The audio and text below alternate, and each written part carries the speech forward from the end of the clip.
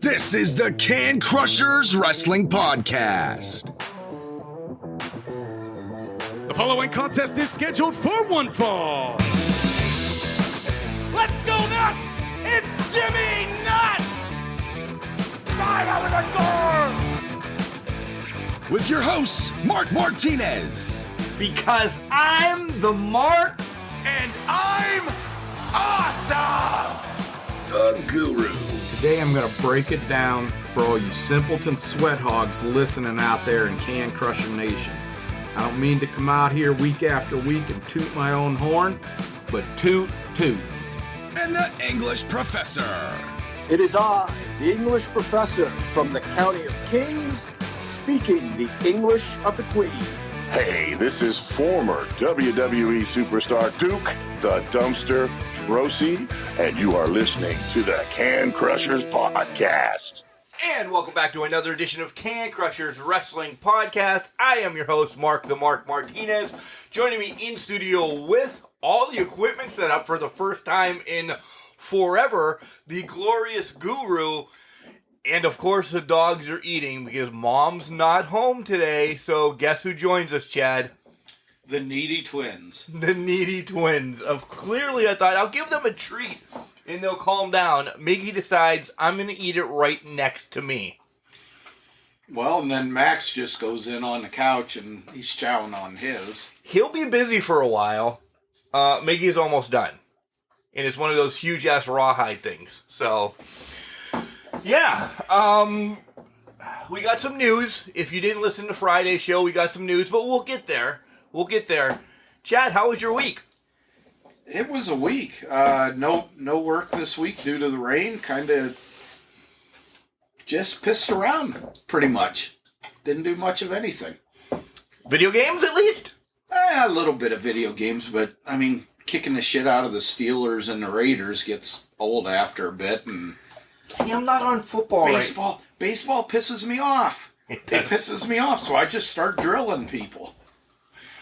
I know you have the Switch, and I'll tell you this because this is legit. I didn't tell you at all. Normally I tell you every time I get a video game. Hunting Simulator for the Nintendo Switch, $3.99 right now. I played for legit maybe 5 minutes because then I started doing all of this yesterday, and then we did other things, and then I took a nap yesterday, and then there was a lot of wrestling to touch on, and there's a lot of wrestling to touch on, and we'll get there. This was a good week for wrestling, I think. This was a good week, kickback week. We'll talk about everybody having fans back. I said it from day one. It's without the fans, it's just not the show. It doesn't matter who you have.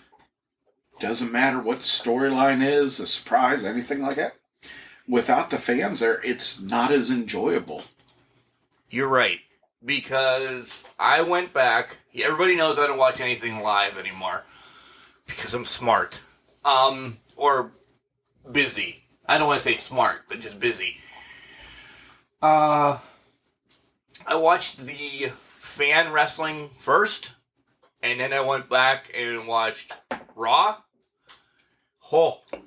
That was the dreadfulest 15 minutes of fast forwarding that I've ever watched in my life.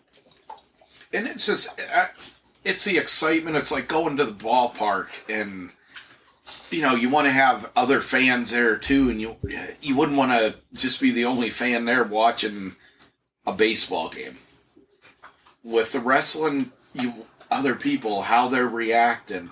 High fives. It takes, you want to talk about how fans direct a match? I just rewatched yesterday the Hulk Hogan Rock first match, and the fans literally turned the decision in that match. That's what the fans can do on that level. Imagine what they're doing for the TV level, for being back, after roughly a year and a half-ish.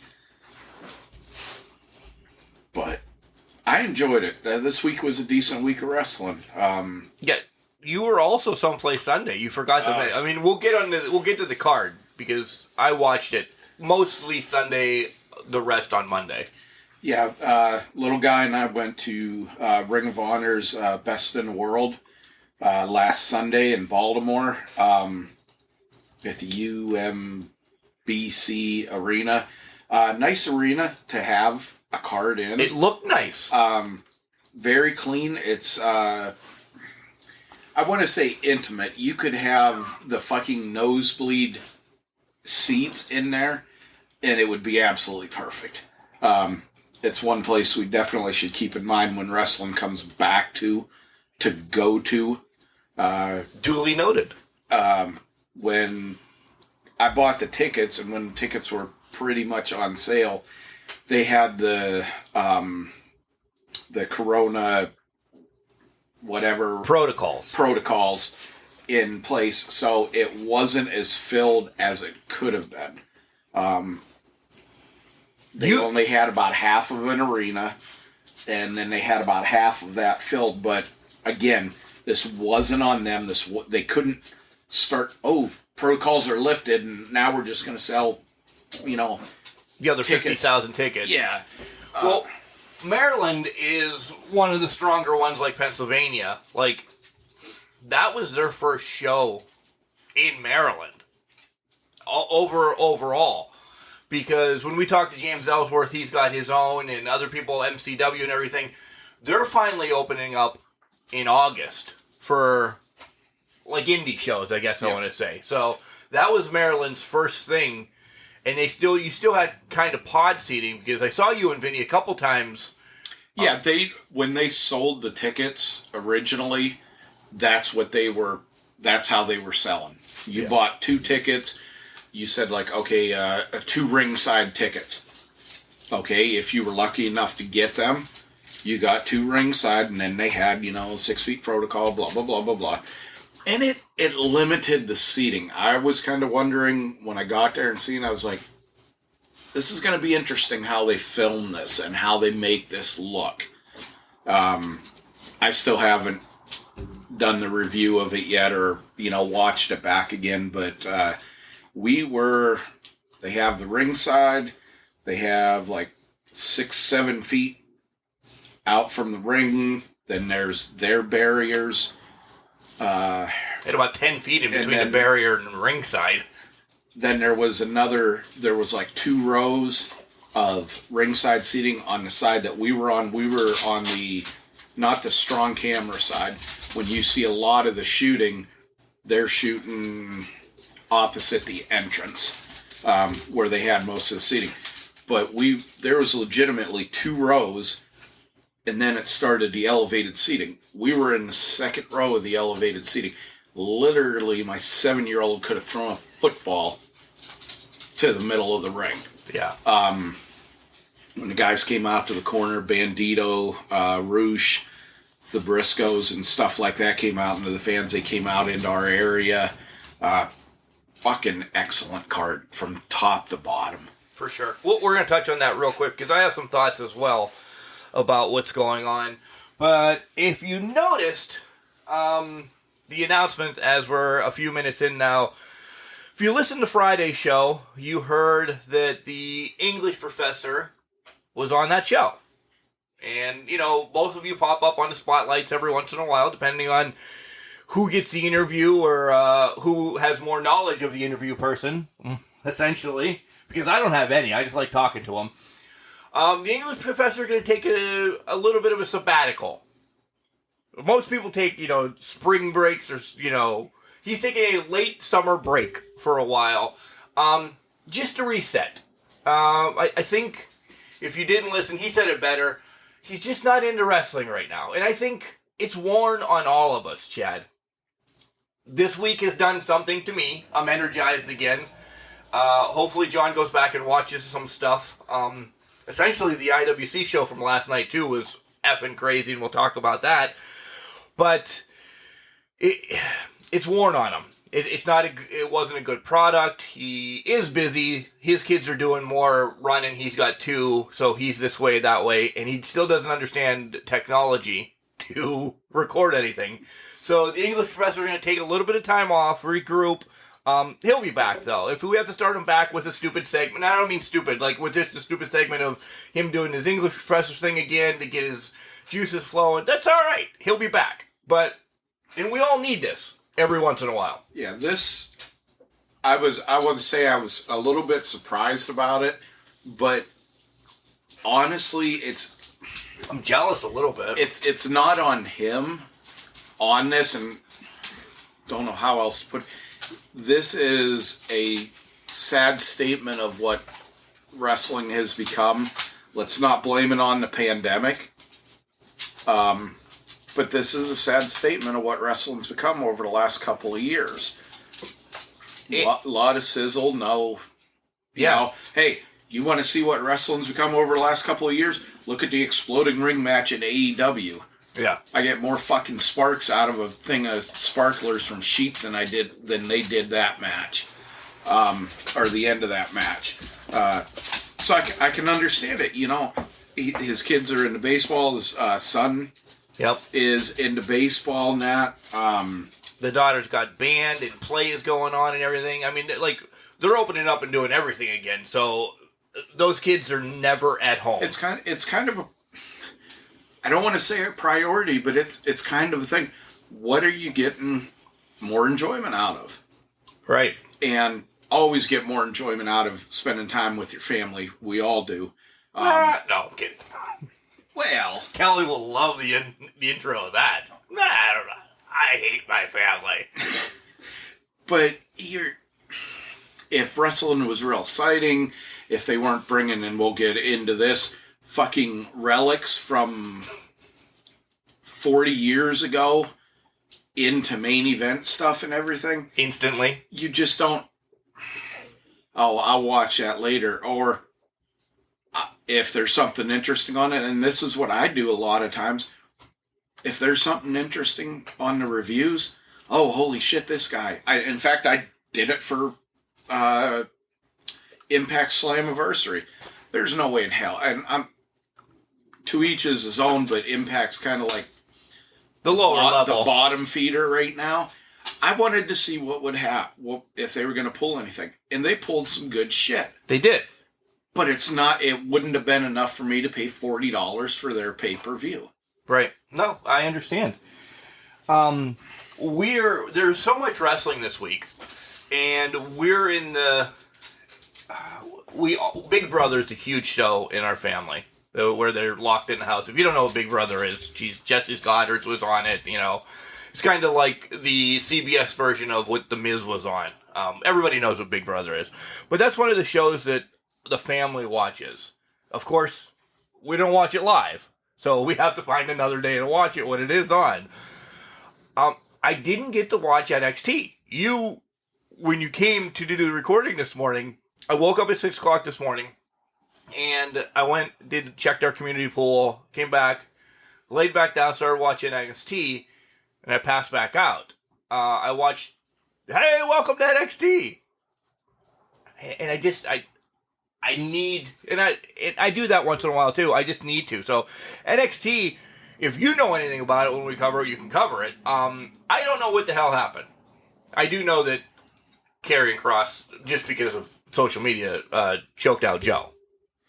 That's about all I see. I did not. It's one show that I didn't watch any of it this week. There we go. We'll catch up on NXT next week because I'm not going to go back. I'm not.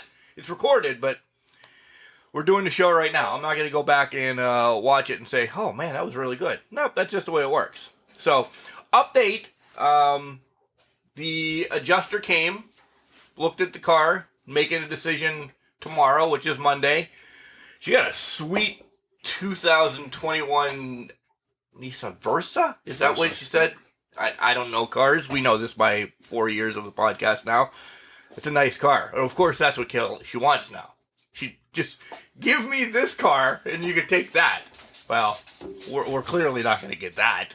Plus, it's from Enterprise. So she's tooling around in that right now. A nice car. And you know why we're going early again, Chad? Because just looking at my schedule last night after I talked to you, I have therapy today. On a Sunday. You're looking at me. You're like, yeah. On a Sunday? Yeah. I have ink therapy. We're not talking like 12-inch therapy. No. I usually don't drink on Sundays. You know that, unless there's a big family thing. That's enough of a reason to drink. Right. I have ink therapy today. Continuing the sleeve of stickers and wrestling baseball logos. I don't know what two she's going to throw on me today, but I'm excited. I remembered that last night. I'm like, yeah. Damn. So, more ink heading to Hamburg. And let's talk about wrestling. And we'll leave Hamburg at the end when we do the Money in the Bank predictions. I'm actually excited about Money in the Bank, too, Chad. Yeah. Fans back. Max is bugging the shit out of you. We will kind of hit the Ring of Honor show last week. Yeah, we'll just start. We might as well just go Sunday through last night. We'll do a couple, we'll take a break, and then we'll go from there. Well, how about we go up to NXT right now? Okay. Ring of Honor show, like I said, they started an hour early. They let people in on time. Holy fuck, there's a new concept. They had a couple of pre-matches. The one was Danhausen and PCO against the Beer City Bruisers. Holy fuck, that one Beer City Bruiser looks like fucking Yokozuna. He's fucking ballooned huge. up. Last year when he was on, because ROH was done by the time he made it to NWA. And no disrespect, it looked like he put an extra 100 pounds on since the last time he was on NWA. Yeah, he's fucking huge. I felt sorry for Danhausen. Jesus, that poor little bastard. He can't be more than about 160 pounds soaking wet, and he gets in there with those guys. It was bad.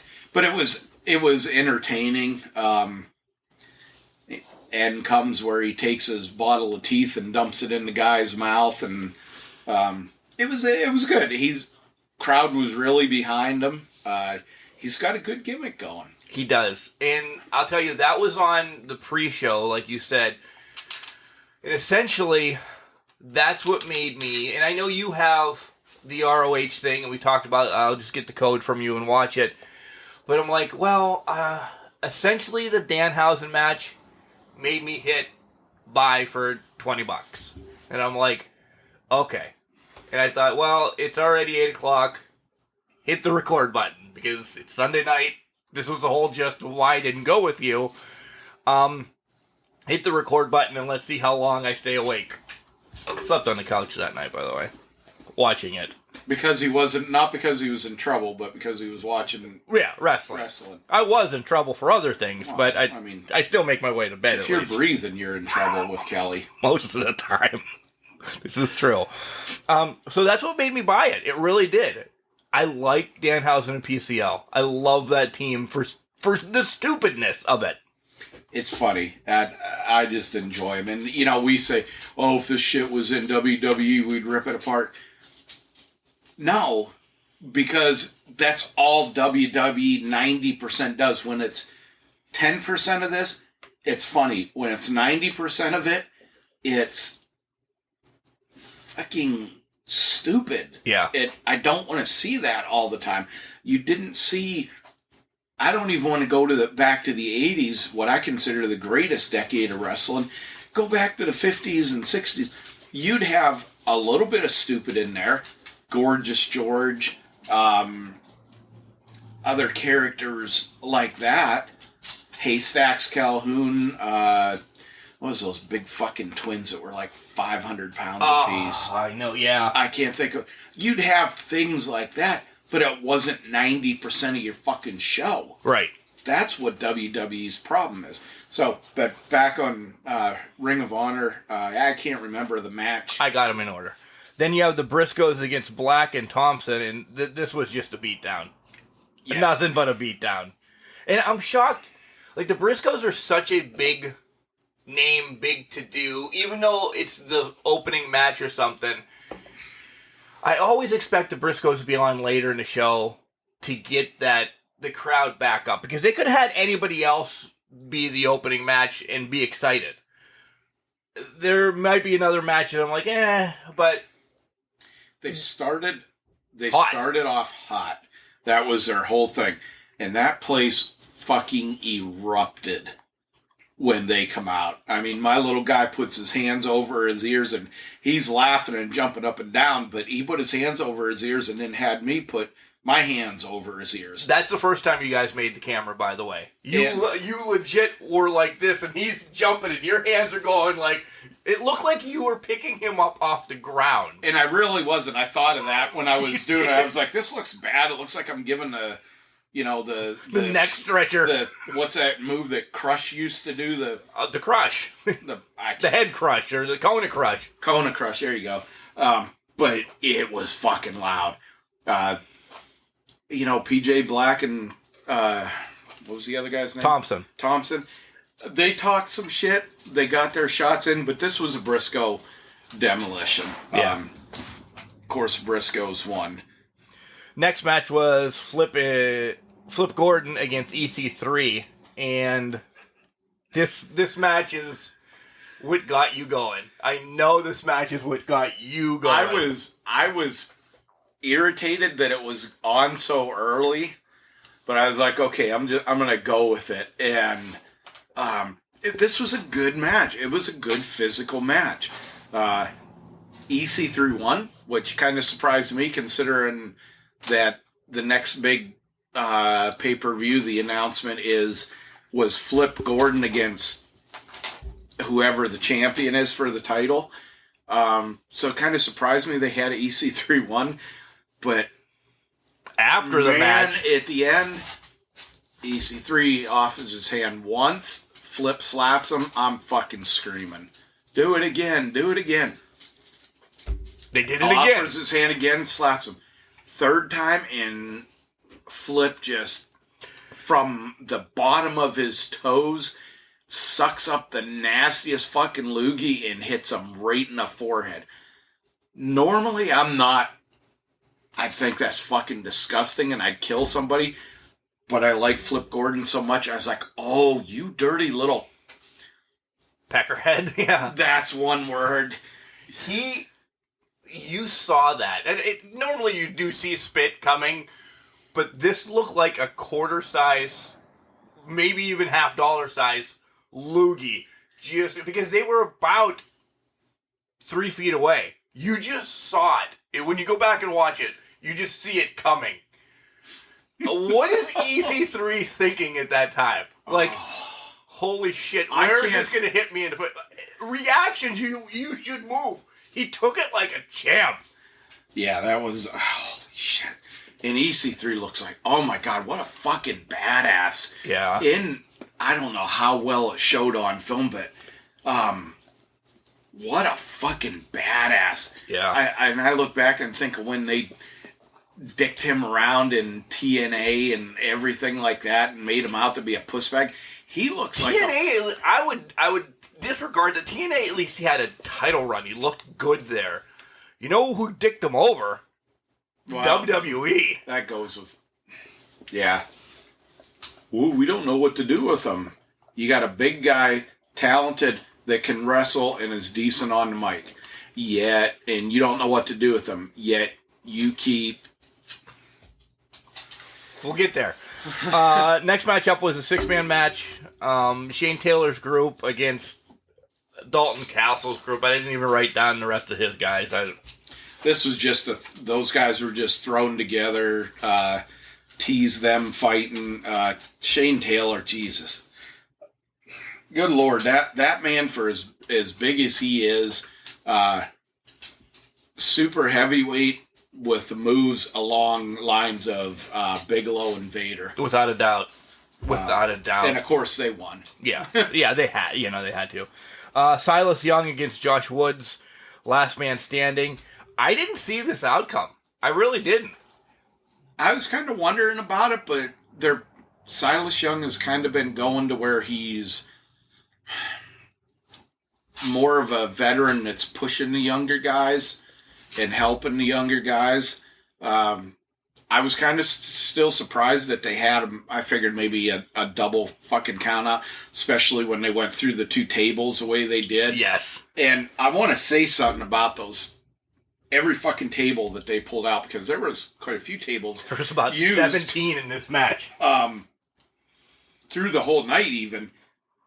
We were so close when they pulled these tables out and turned them over.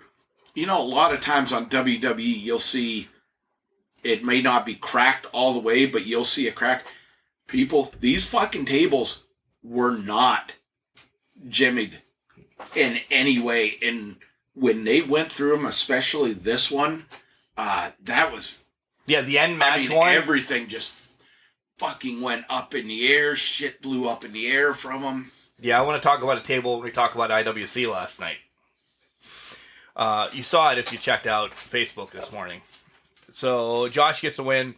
Next matchup, I thought it was going to be back and forth a little bit more. Jay Lethal against Brody King. Not so much. Dominant victory by Brody King. This one really caught me by surprise. I kind of thought maybe they were going to be pushing Lethal a little bit more since they took him out of the not having the titles and stuff like that.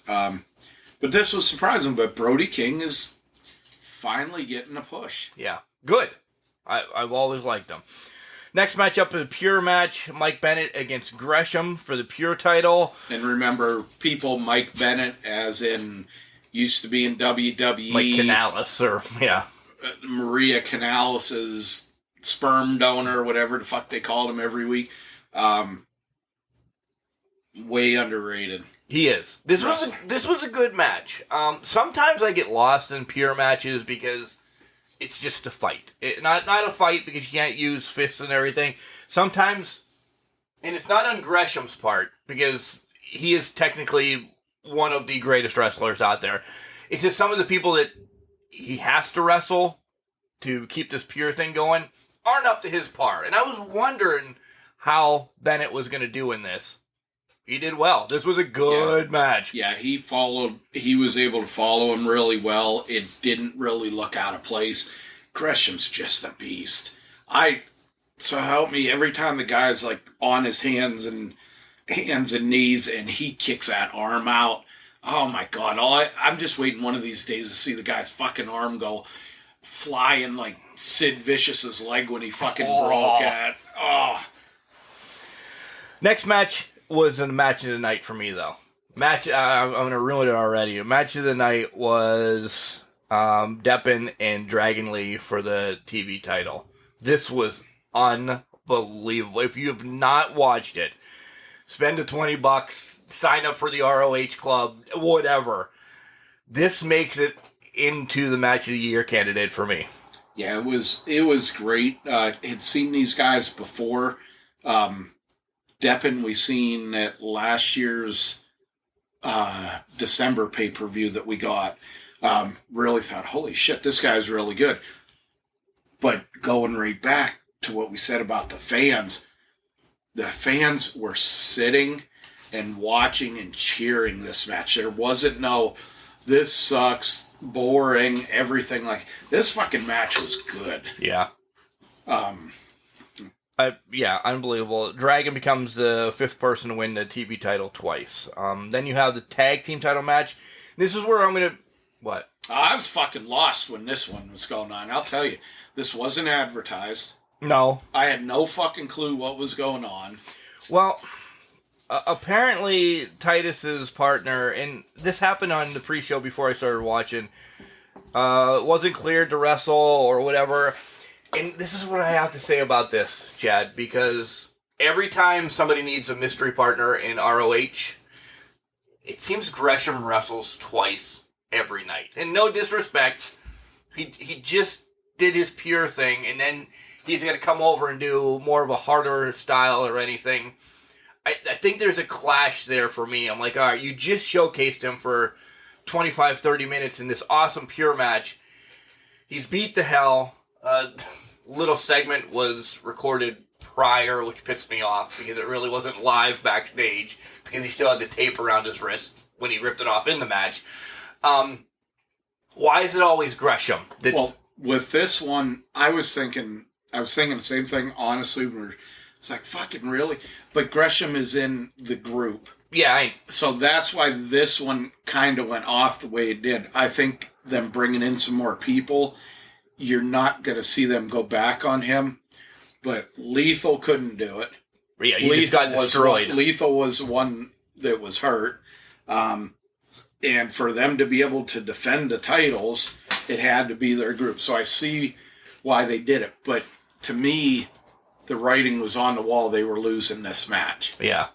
When they pulled this. Because Gresham legitimately, fucking dude, he didn't want to get off of his feet. He didn't. He looked beat down. And it's not because he can't take it. Mike Bennett was a little bit bigger of a guy than him. Probably has him by 30, 40 pounds. And regardless of how good you are, that shit's going to wear you down. Yeah. And they had a hell of a match. We get the announcement. Yeah, Dickinson and Homicide, new tag team champions in ROH. We get the... I'm sorry. We got to go to Homicide. Dude has... who's Gresham's partner? Titus. Titus is being held down. Homicide pulls a fork out, and you can hear this. The mic picks this shit up. I'm gonna cut this motherfucker. I'm like, holy shit, we got Abdullah the Butcher Jr. here. Yeah. And he didn't make it to it, but it was just funny shit. Homicide, been around for probably, what, fucking 20 years? Almost 20 years? All love. Has not lost the thing. No. We get the announcement of Maria Kanellis comes out, tells us the women's bracket and everything, and then, surprise, Chelsea motherfucking Green shows up on ROH. Maria looks as good as always. She's thick, but oh my God, she's gorgeous. Chelsea Green comes out. I lost it. About shit. People went nuts. You could see the emotion in her eyes. She was trying not to break down a bit. That whole fucking place was chanting for her. Yeah.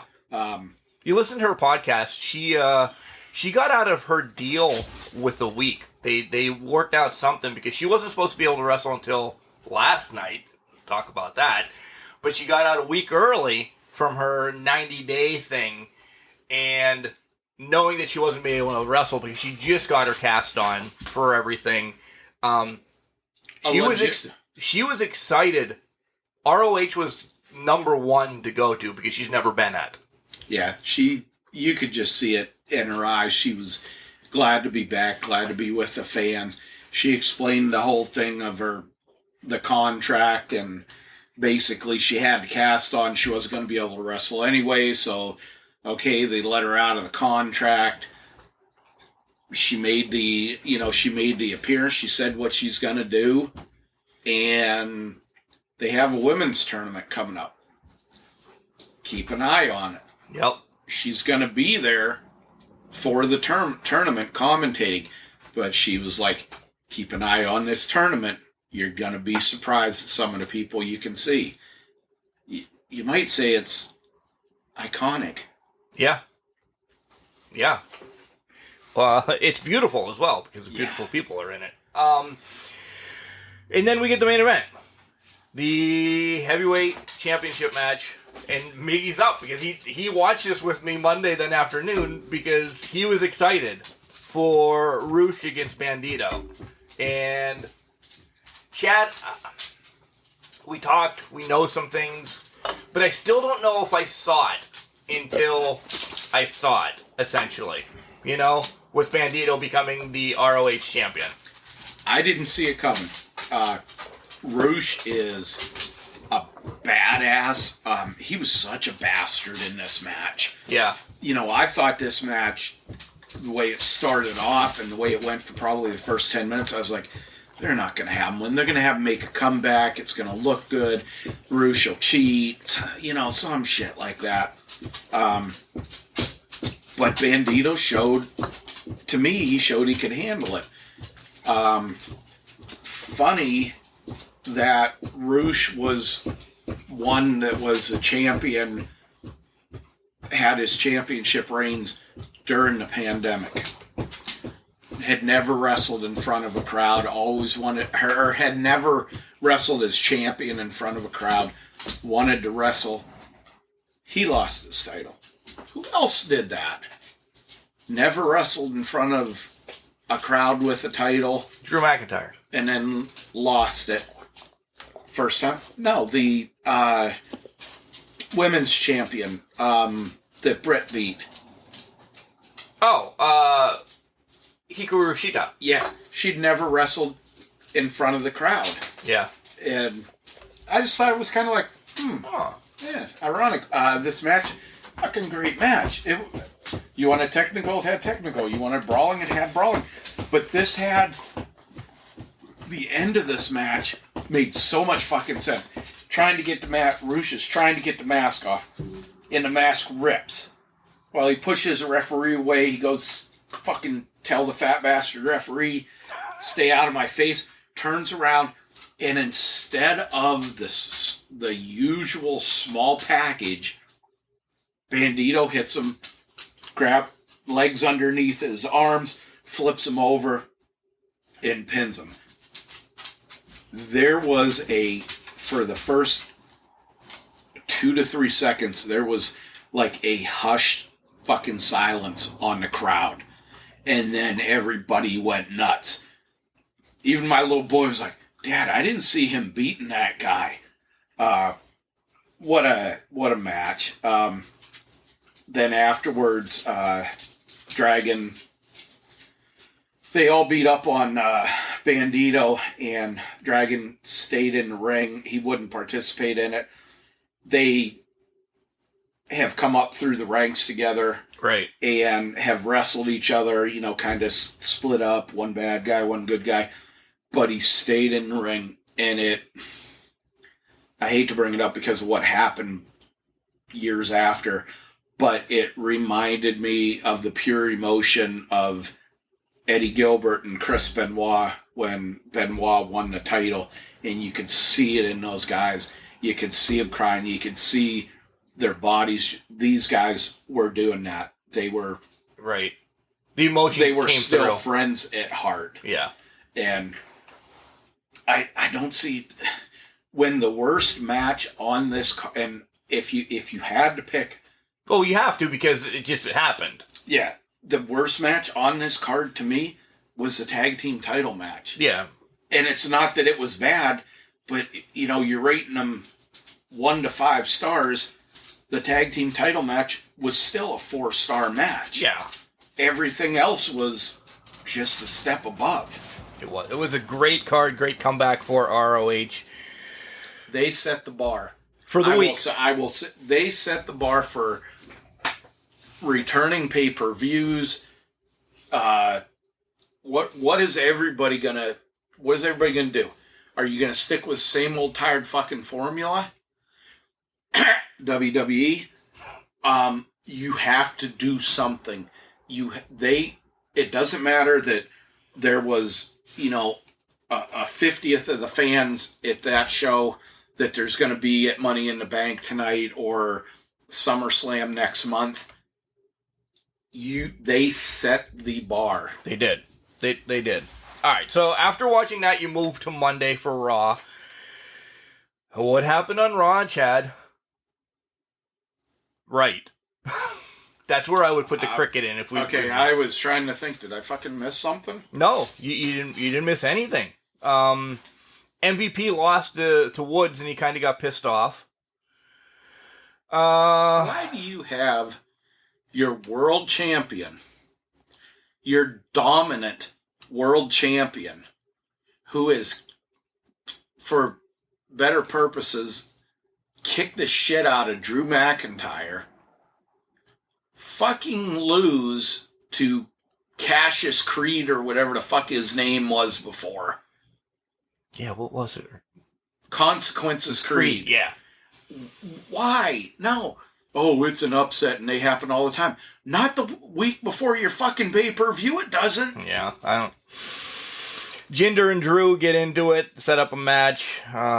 Drew destroys a motorcycle, which that was the Tonka-est motorcycle I've seen in a while.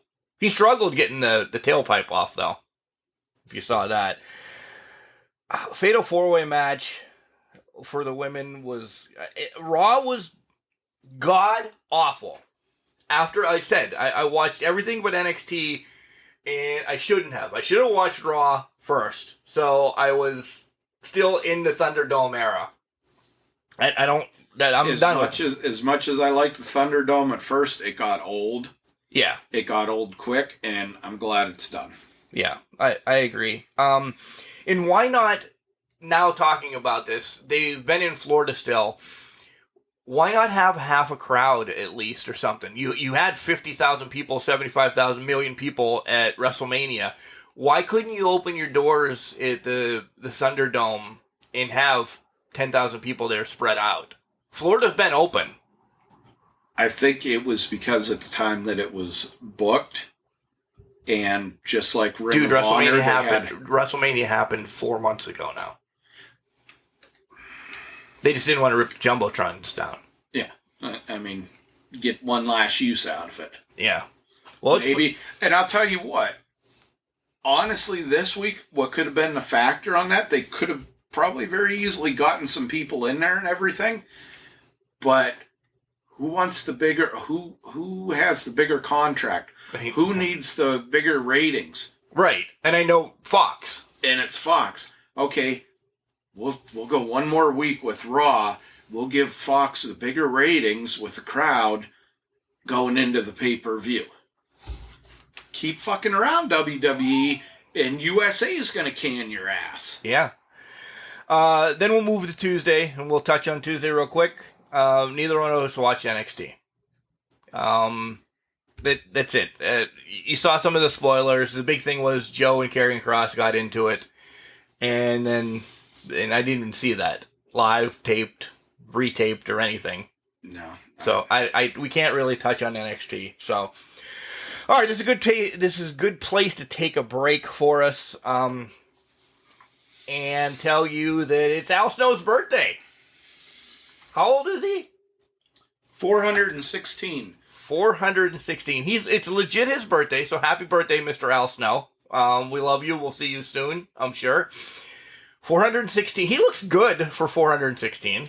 Yeah, I mean, plastic surgery can do a lot. Well, that's what he has Chad Miller for. He knows the doctors. Oh, okay. Yeah. But he also owns a company. It's called Collar and Elbow, Chad. But I like that Chad Miller's hooking Al Snow up, because with all the plastic surgery and everything, he's not looking like Charlotte Flair did. When John listens, don't forget, we'll still get critiqued by him.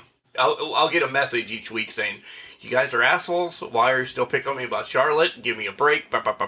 Well, whatever, John. I mean, that's you. I've seen better wood carvings with a chainsaw than when Charlotte got done with her enhancements. Collar and Elbow, hats, hoodies, tees, sweats, pants, stickers, eye patches, masks if you need them anymore or you want to wear them. Hopefully by winter, snowshoes. Yeah, snowshoes. We need to get those, guys. Happy birthday, Al. Chad, we have a promo code. What is it? Can Crushers. And how much you save? You're doing all this now, by the way. All one word, capital C in Can, capital C in Crushers, and you save 10%, which, at best, is what John tips when he goes out to eat at a restaurant. If you're lucky. Normally, you get stuck with the bill. Here comes Al Snow to tell you about Collar and Elbow. We come back, we'll dive into shows with fans and a hell of a lot of surprises. Wrestling. A love and a passion we all share. I've started a wrestling brand. The wrestling brand. A brand founded on the aspects of wrestling. Two entities working together to create a product that connect emotionally for people everywhere. Collar and Elbow is the brand. passion and love for wrestling is the drive. I am Al Snow, and this is Collar and Elbow, the wrestling brand.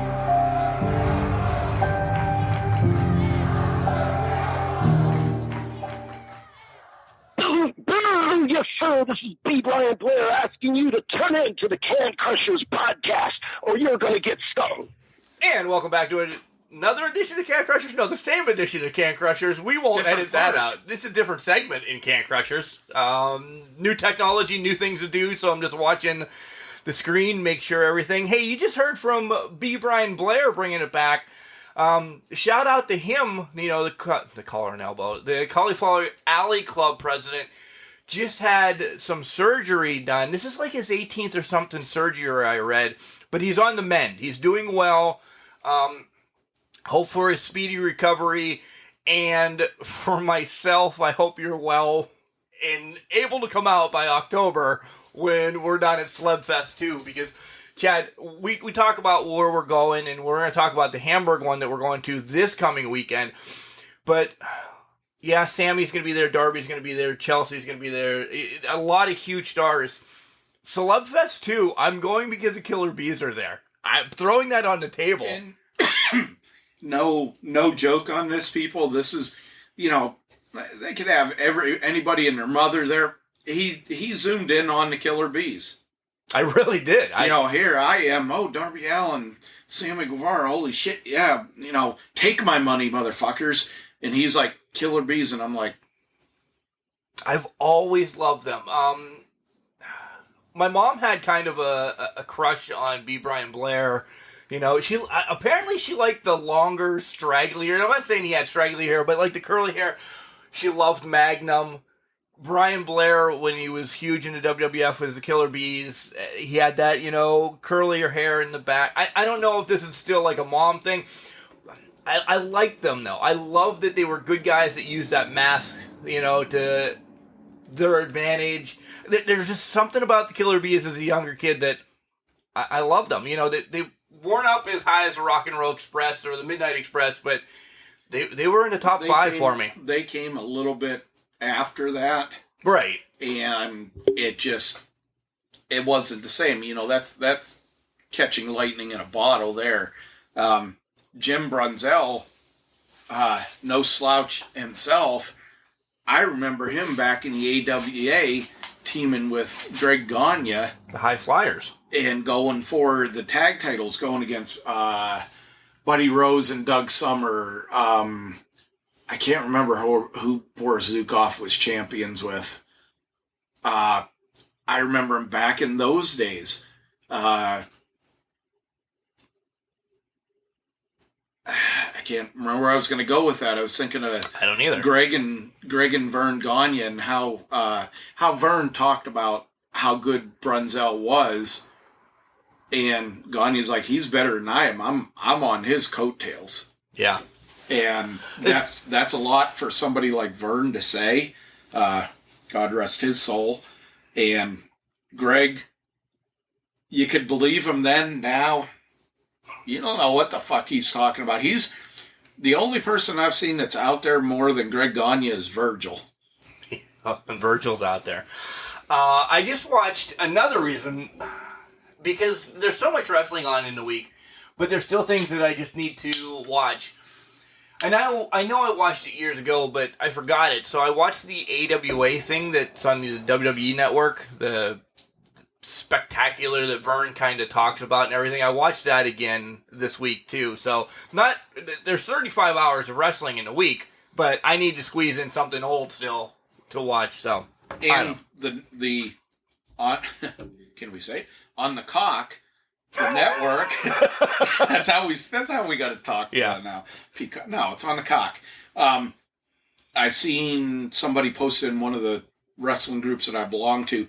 They have Mid-South. Yep. World Class. They're finally pulling everything over. They are putting more shit on the network, on the cock. On the cock. Than WWE did. Yeah. And this is where I think, Am I still happy about them editing stuff and everything? But if you're going to bring that shit back, I can get past you editing stuff because Mid-South, UWF, the world class, AWA, just hopefully not that god-awful show that they used to have on ESPN. Glow? No, the AWA show. Oh, yeah. It was, it had... As soon as we got home from school, we got our paper routes done, and 4 o'clock we had to watch... I remember the Billy Jack Haynes, Big Jack son of a bitch. This is when he first come out of Portland. Fucking huge dude. And I'm like, he's going to kick the shit out of that little kid that's in the ring with him. And this guy was a fucking toothpick. I could have kicked his ass. Who was it? Shawn Michaels. And Michaels slapped him. I thought Billy Jack legitimately fucking went Scott Steiner on him. Slapped him in that full Nelson. Done. It looked worse than when Bobby Lashley did it to Miz. Yeah. No disrespect to Bobby Lashley because you brought that up. He doesn't have the best full Nelson. Mine would have to go to Hercules first, and then Billy Jack Haynes. But it's 1 and 1A. Lashley's traps, are too big for him to make it look as good. I got to go with the best full Nelson. It's got to go back to superstar Billy Graham. Okay, yeah. I mean, he did break, what was the Indian's name? Billy White Wolf's neck. Yeah. Legitimately broke his fucking neck. With it. I got to go with Graham, and number 2's got to be Ken Patera. Oh, how the hell did I forget about Patera? I'm an idiot. Patera was just a son. He was a son of a bitch. Yeah, all right. Thanks for making me look horrible. All right. Well, that's easy to do. All right, so AEW. I watched that, and the crowd pulled me in from the welcome from JR. They were just so pumped. And these are the people that had crowds the longest. But, of course, Maggie just headbutted the table. They have had crowds the longest, but your crowd on ringside was wrestlers. So no disrespect to any of our friends who were down there, Spencer or, Andrew Palace or the list of wrestlers that we've talked that were in there. Cool. You did your thing. The crowd was in the bleachers, so you really didn't see them, hear them, even understand or remember that they were there. Now you have Joe Schmo and Aunt Betty and everybody. The reactions are organic now. Yeah. And I'll say the one thing, like when they had the wrestlers and stuff, and I know you like her, but I was so glad when they stopped using her at ringside was Big Swole. I don't like Big Swole. John's a fan of Big Swole. Oh. No, she was horrible. Yeah. Because she was all up in their face, and that's fine. But at the same token, they know you're a wrestler. Right. We know you're a wrestler. It was too much. Yeah. No, I agree. I think they did the right thing. AEW did the right thing. First match on the night, which should have been later, I think, but it was smart to put it because you get the pop. Mox against Anderson for the IWGP title, U.S. Championship. I knew it wasn't changing hands, but it was a hell of a brutal fight. And you throw Kingston in, and you throw Gallows in. They were there for a minute. They left. They got their heat. You're going to see a match between them soon, I'm sure. Holy shit, was this crazy.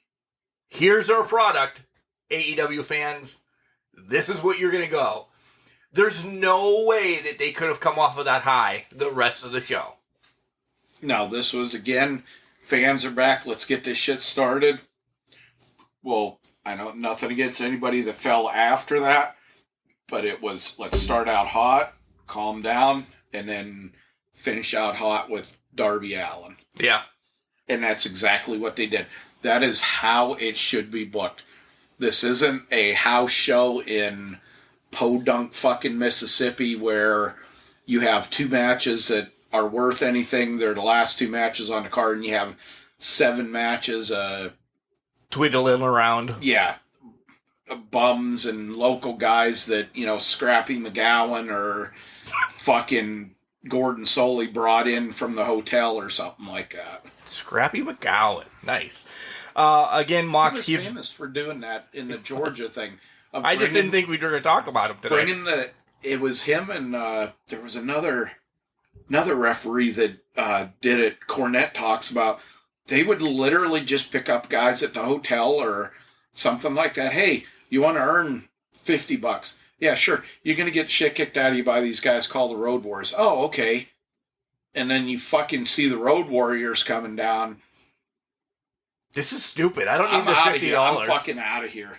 It's funny. John and yourself always bring up names because they're on the top of your mind and you remember them something.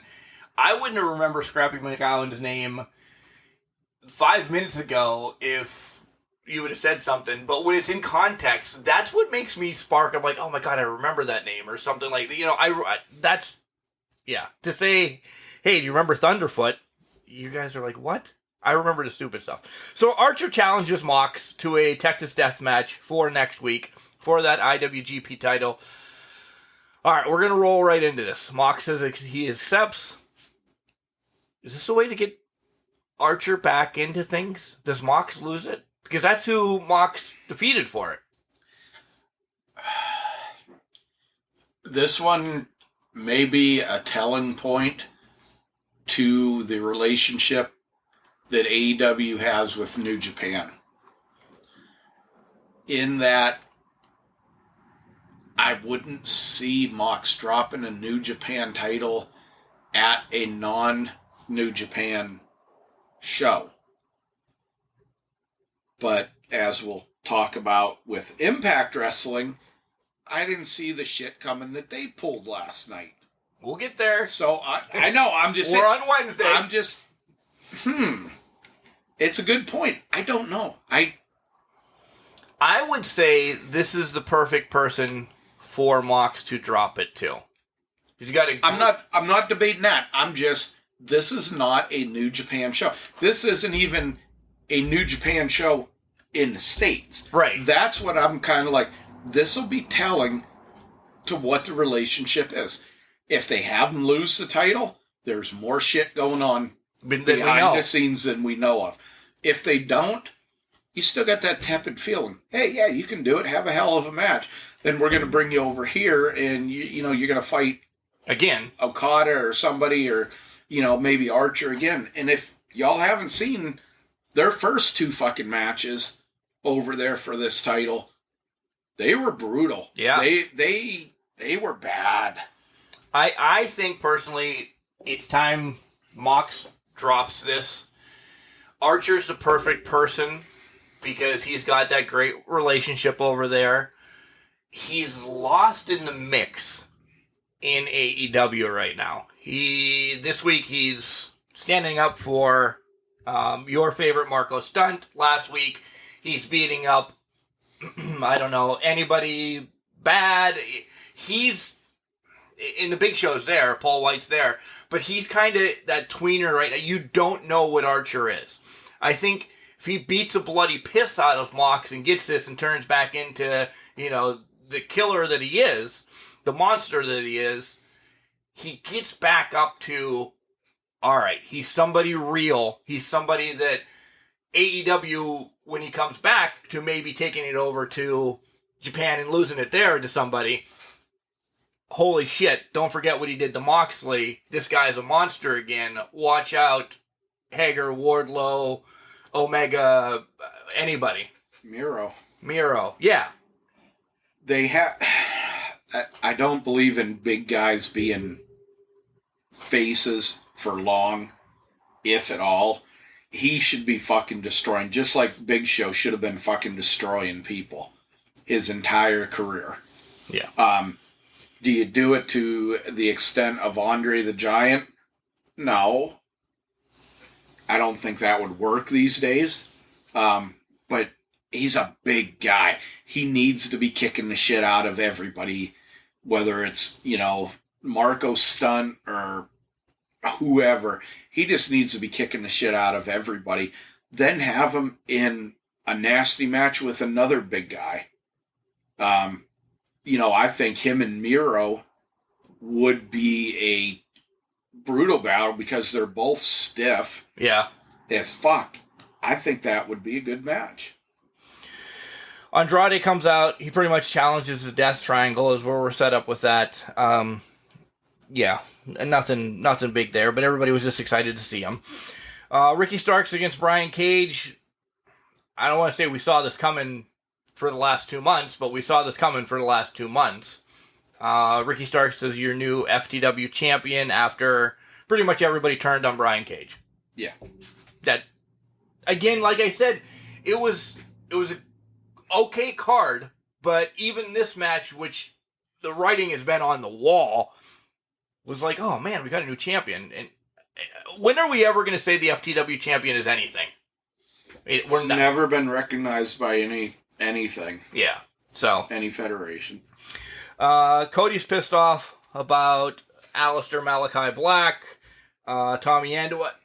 This is my big beef. You've called him 3 different things now in 2 weeks that he's been there. Please stick with the name. Because Cody's like, Malachi Black. It's like they're almost mocking the name changes, but they're making themselves look bad. Yeah. By doing it. That's what I mean. And now, I said last week, why does Cody have to work with them? Everybody right off the bat. No, he doesn't need to. And now we see that Cody's out for a couple of weeks. Injury. Yeah. I don't mean to be rude, thank God. This match is going to happen, though. It's going to happen, but Malachi's going to get other matches in. Right. And that's what he shouldn't be going straight with Cody. I'm sorry. I know Cody is what he is in that organization, but you got to develop, let him get other victories. If Cody's not going for the world title, he shouldn't be going against these guys right off the bat. That's just me. And with Cody's injury, and I don't mean to be, I was as thankful to find out about his injury and that he's going to be off of TV as I was when Brandy announced her pregnancy and she was going to be off TV. She'll be back. Because he's getting to that point where it's fucking irritating.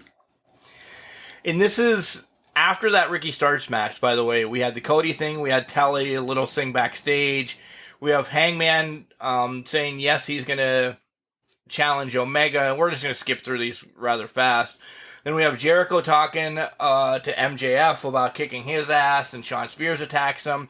So we have about 15, 20 minutes of just random promos and promotions, and that's the same word, by the way, just cut off. But just setting up. We finally get back in the ring with Matt Hardy against Christian. Even though this match happened a trillion times 20 years ago, again, the crowd made it. They really did, and I hope it's the end of this. I hope it's the end of Matt Hardy for a while. If anybody I'm sick of is Matt Hardy. Christian's continuing to get somewhat of a slight push to, you're going to see him with a title soon, I think. I think that's probably part of his contract, you know. I was just on Royal Rumble. 2 weeks later, I'm going to be here.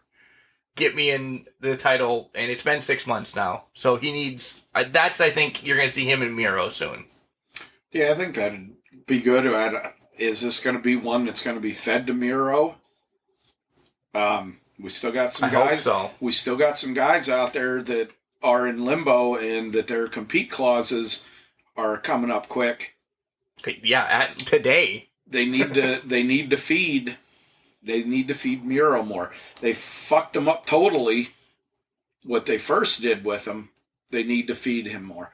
Christian and Matt Hardy, I was a fan of these guys back in the day. Now I'm just like, yep, I'm there. This past week, there was an announcement at one of the events that I'm not going to single them out, but there was an announcement at one of the events that we're going to that the man who started it all, first time back. Did I miss this one? I must have missed this. Matt Hardy. Oh, yeah. And it's like... Oh, yeah. Yeah. It's just like, I got more excitement out of finding out that Kimono Wanalei is going to be in Hamburg than I did fucking Matt Hardy. Me too. So the TNT title is going to be one that changes colors. It's like the Ultimate Warrior Intercontinental. Yeah, they've had 5 different versions of it already. I like Miro's. Yeah. That's all right. All right. Tony's in the ring with Britt. Get ready. This is where I'm taking the heat. I'm going to take the heat of this. Britt's on the same level as Stone Cold right now. And prove me wrong. She is a bastard. She spits on the fans, not literally, but she spits on the fans, she shits on the fans, she hates the fans. They fucking love her. She can do no wrong. She is the hottest thing in AEW right now. The fans go complete apeshit for her. She doesn't care about them. All right, I'm not saying she's Stone Cold, no. but you know where she's on. She's gotten, for some reason, over about a 3-month period last year, everything just clicked with her. Everything just, like lights came on. Not that she was doing anything wrong or anything like that, but, sparks or whatever just hit with her. She's a bitch. She's a bitch. Say it every week. She's a bitch, and she's having fun with it. Her wrestling has come around to where she's better, very respectable. From when we saw her at IW. Yeah. I mean, we got pictures of how she started sweeping up after the ring. Yeah.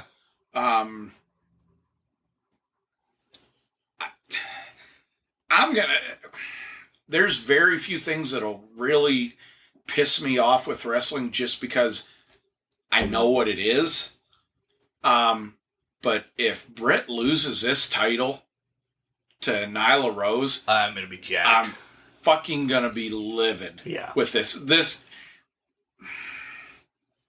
I don't know any title change or any character fuck over that pissed me off would piss me off as this much would. Nothing against Nyla Rose, but you got the hot hand. You have a hot heel. Nobody likes Nyla Rose. Nobody fucking likes Vicky Guerrero. They're not pretending to be faces. No. The only way you take this title off of Britt is a face.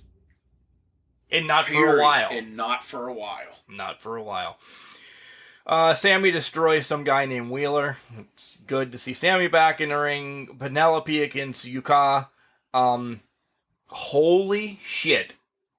Yuka wins. It was a showcase match for her, essentially. Penelope took some badass bumps in this match. I think Penelope, on paper, won this match because of what she did.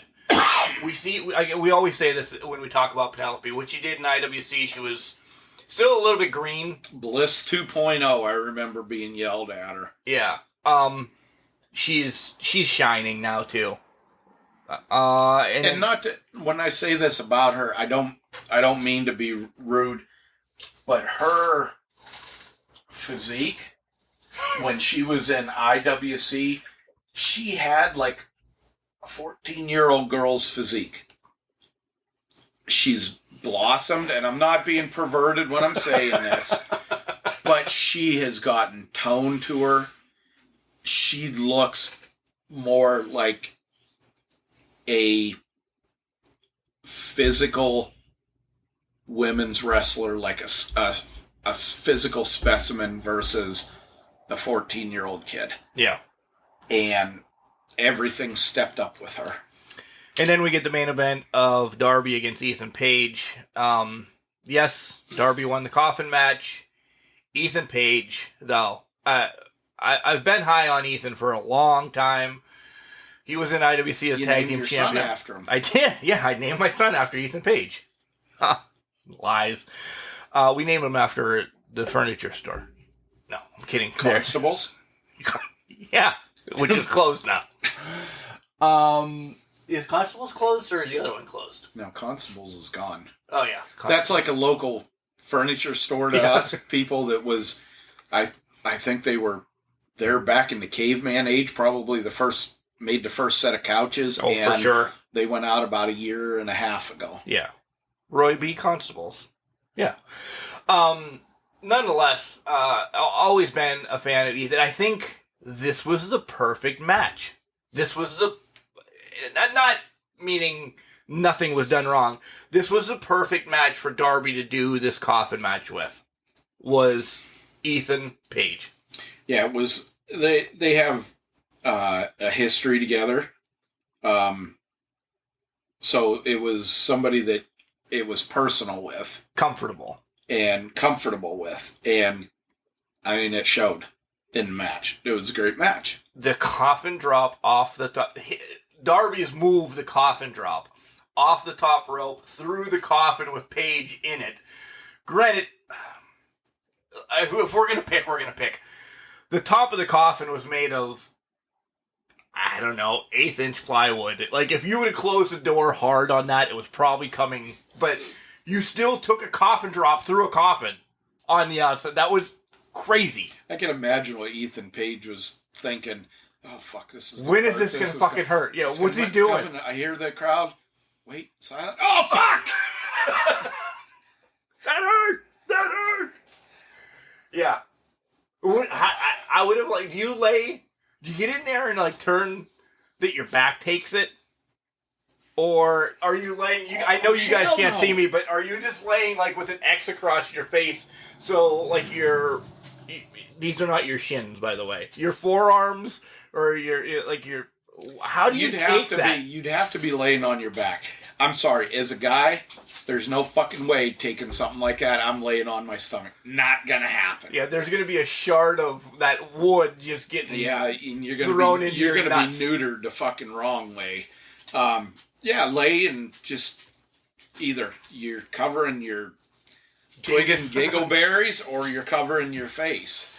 So, let's talk about dinguses for a second. Chad's got a little bit of an injury, and he came down and he borrowed my tens. Not to my dingus. Well, that was one of your questions, though, and that's why it wasn't. You said it. No, I did not. Yes, you did. You said, I know I shouldn't have to say this, but don't put it on your... I said you're around your heart, first off, and then you said, well, imagine sticking this on your dick. And I'm like...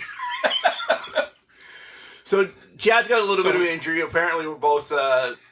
dealing with shoulders right now. So he came down and borrowed my tens unit, and he's like, I don't feel it. I'm like, all right, we're at like 2.5. He's like, oh, I start to feel it. I'm like, okay. I said, the most I've ever gotten on my tens unit was at a 4 when I had it on your knee. He's like, oh, okay.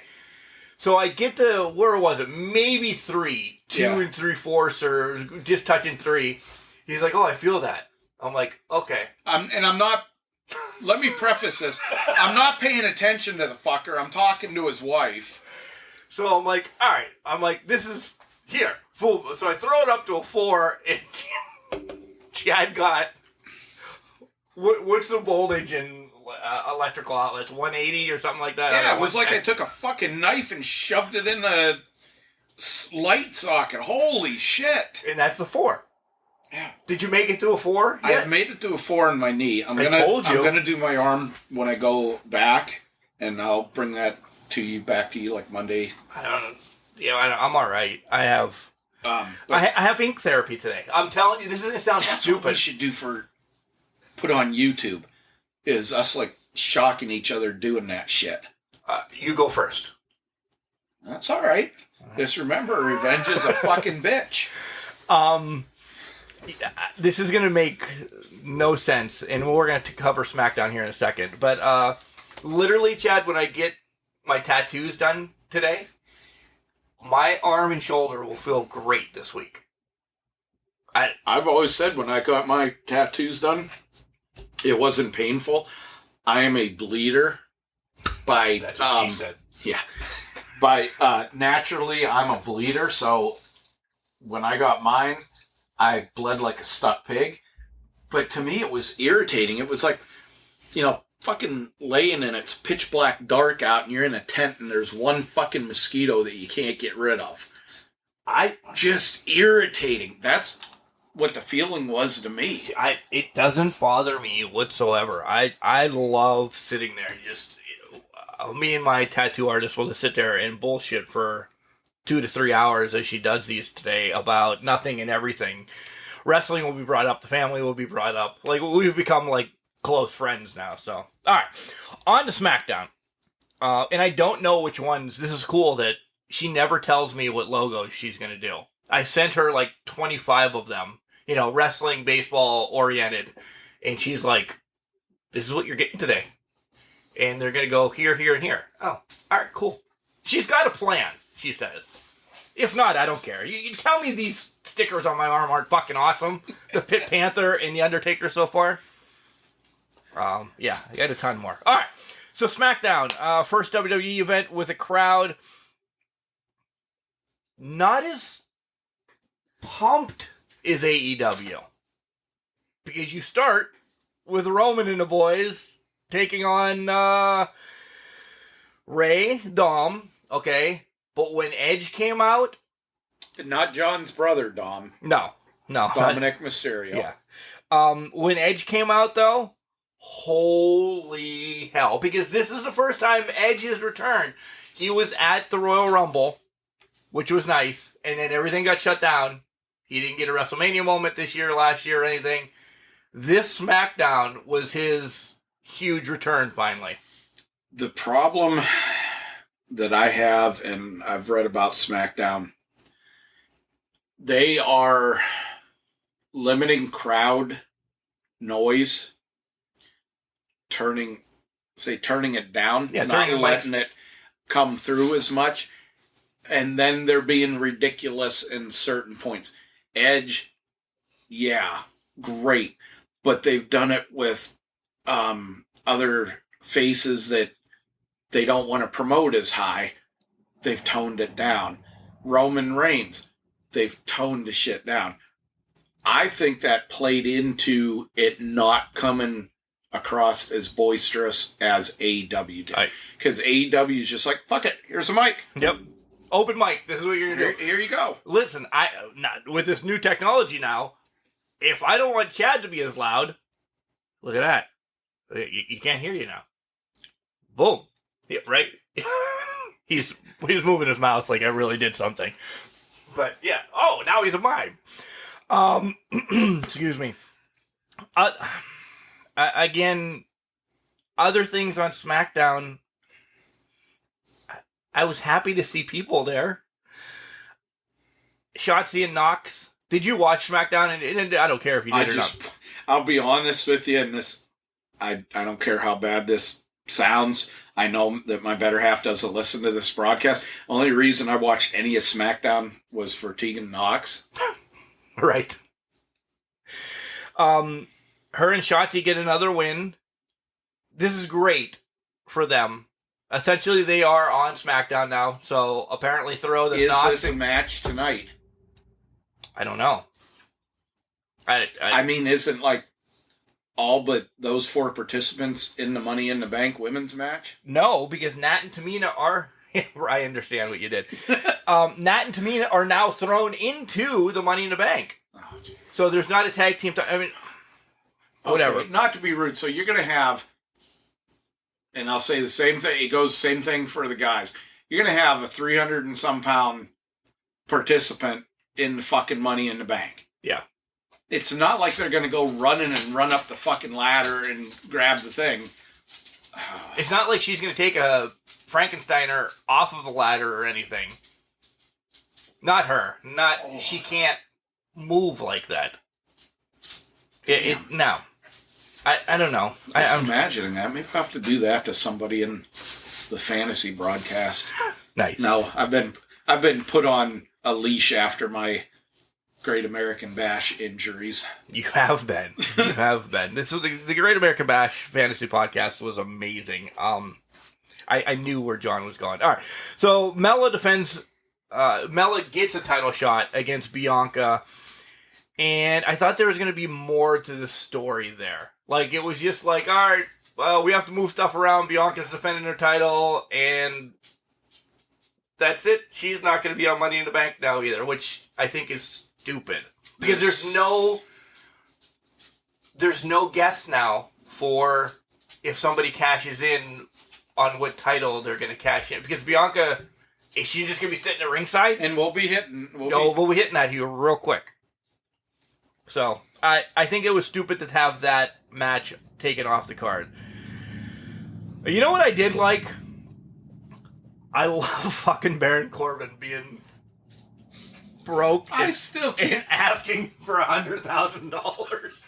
And the GoFundMe is up.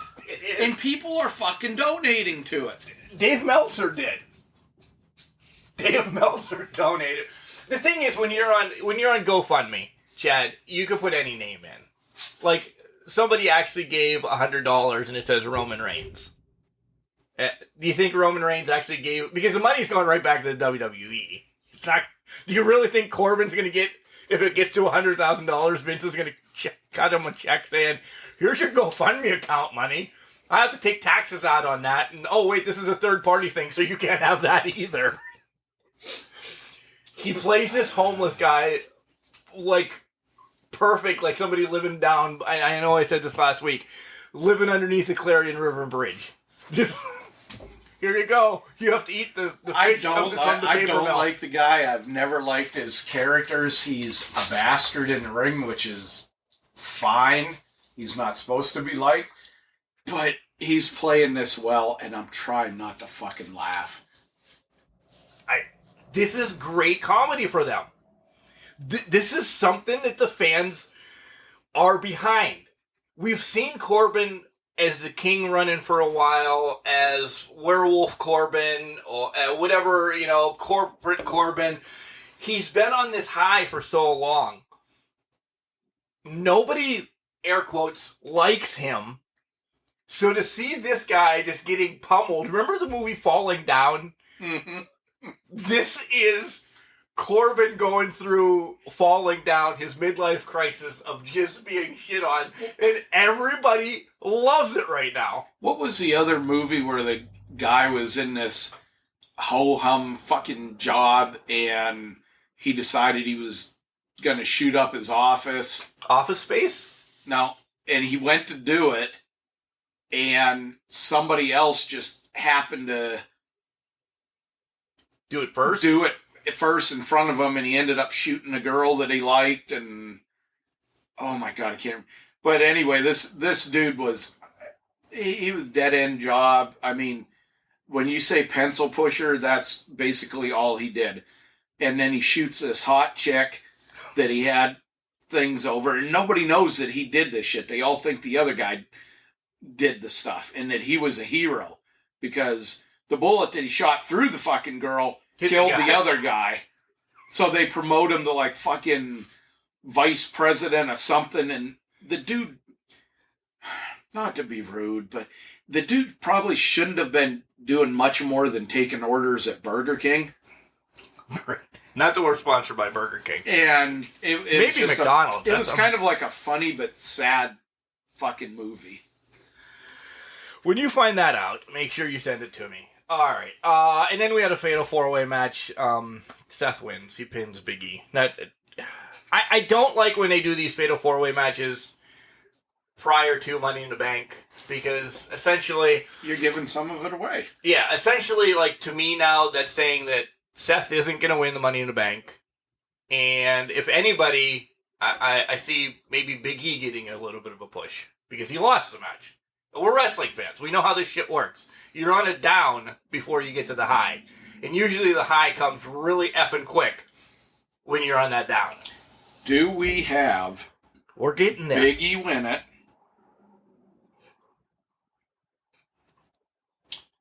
And then go to challenge for... I forgot who has the other title. Reigns and Lashley. All right, last thing of wrestling, and then we're going to take a little bit of a break. And, well, two things, actually. Because last night we had two events. Both we're just going to cover real quick. We're going to dive into IWC. or we're not going to really deep dive into Slammiversary. IWC Fight Night, guys, it's available on the IWC network for only $9.99 a month, or you can go back and watch it on Fight, their app, or their however the hell you watch Fight. I think it was $15 for the show last night. Great matches. Maybe Chad and I were talking, maybe we should have drove down, whatever. Nonetheless, a lot of twists and turns. Maybe we can do a deep dive into this later on. Possibly, I have a interview set up this week, but he's like, I don't know if I'm going to be able to do it by Tuesday night, which means we might need something for Wednesday. So I'll keep you on the gist of that. I know you watched enough or covered enough that we can maybe do the spotlight of Fight Night if the interview doesn't come through. But let me just say, there's going to be some people leaving IWC for bigger promotions because of what happened last night. And if you're just listening to this and... Chuck Sampson's leaving? Essentially, yes, he is. Fuck yeah. Sorry. Essentially, if you're going to listen to this right now, spoiler alert, we're going to tell you about some stuff. So fast forward or, do whatever you need to do. Bill Collier and Matt Justice fucking ripped the roof off of... The roof is on fire! Ripped the roof off of Core Time Sports. I've never seen a Super Indie match like this before. It was balls to the walls, old ECW type style match. Matt Justice got thrown off the fucking balcony. That's the clip that you guys see online. Through a table. Okay? That was in itself. Matt Justice is absolutely insane anyway. He's, essentially the new Jack, or new without being a jackass like that. Before I get crushed there. But he does crazy ass shit. Then you have 6'7", 350-pound fucking Bill Collier flying off of that same balcony onto everybody. Hello, Bill Collier. We've been waving your flag for years. But if this isn't a spotlight saying this is what this guy can do, and a different style than I've ever seen Bill wrestle in my life, holy shit, Chad. Yeah, he's... You killed him in your fantasy league, by the way. I did not kill him, people. He's just minorly hurt with a... Broken neck. He's come around in just the time that I've seen him in IWC. It's another one. More action, more matches, get more used to things. Everything kind of tightens up, gets a little bit more crisp, and it just shows. Now, let's throw... Okay, I'm in a fucking fight. Let's just throw that in there. Yeah. And he fucking fought. Like I said, maybe next week, if not Wednesday, we'll do a deep dive into this because there's a lot of good stuff. Some twists and turns that I didn't see, and I'm excited about it. Slammiversary last night. Again, we don't have to dive into deep dive matches. You guys can go back and watch that. Start from the top down. I just say with Slammiversary, just mention the points. Chelsea Green. Matt Cardona. One hot fucking mess. Yeah. Matt Cardona's surprise partner. She gets to win. How about Deonna Purrazzo's mystery opponent? That really caught me off guard. Yeah. You talk about the mega show happening, Chad? Here comes the mega show. ROH, because Chelsea, essentially a free agent, she can go anywhere. But we're going to put the tag on her as ROH right now. Okay? ROH. Impact. Thunder Rosa comes in, challenges Deonna Purrazzo. There's your NWA. Okay? And then at the end of the show, you have Omega, not Omega, because he keeps the title, but a mega star from where, Chad? New Japan. And who was it, Chad? Switchblade Jay White. Holy piss! When I saw that online, I shit a brick. There is certain wrestlers with New Japan, and I know Jay White's, started and was in the U.S. a lot, but he moved over there a couple years ago. Just comes back and makes appearances. But there are certain wrestlers with New Japan that when they come to the States, it's a big fucking thing. When they come other than a New Japan card in the States, which doesn't happen often, will be happening this year, that it hits, and it's big fucking news. Jay White is number 2 on that list. Yeah. When I heard he come down, first fucking thing I did is went to YouTube and watched the clip. I was like, holy shit. I was thankful. My God, that he didn't team with those fucking idiots. Just, if you look at this thing, Jay was attacked by Finjuice and kicked the fucking shit out of them. The big man is coming for New Japan. Okada is going to come. Yep. And when that happens, look out. He is the biggest name in Japan and has been for a while, for a few years. You want to equate it to something? We're talking Inoki coming. Yep. We're talking Baba coming over.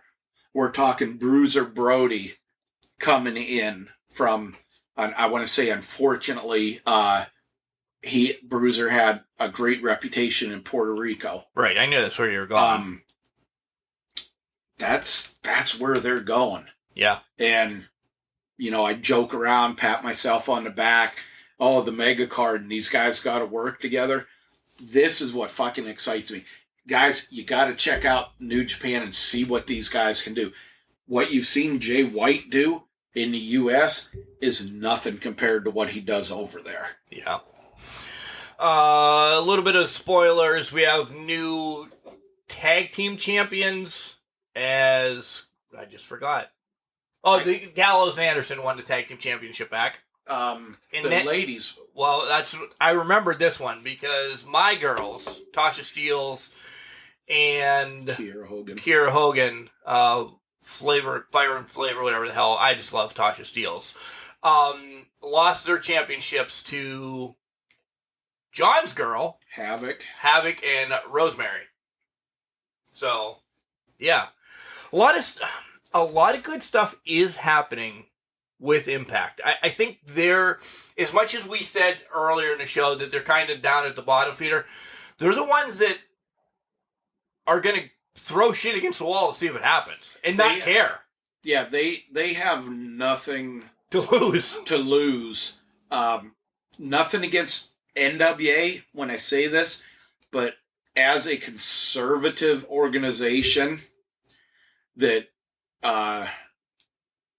Billy is running it as, and trying, history-wise, they're not going to do the shit that Impact's doing. Right.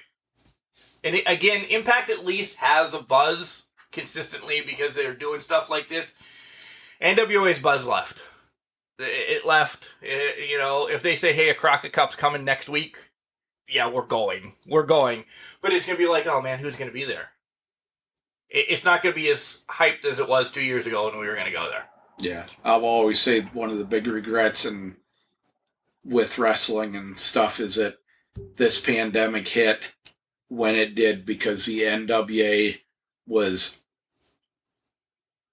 on fire. A fucking hair's width away from just exploding going into that next Crockett Cup skirl and all this rematch.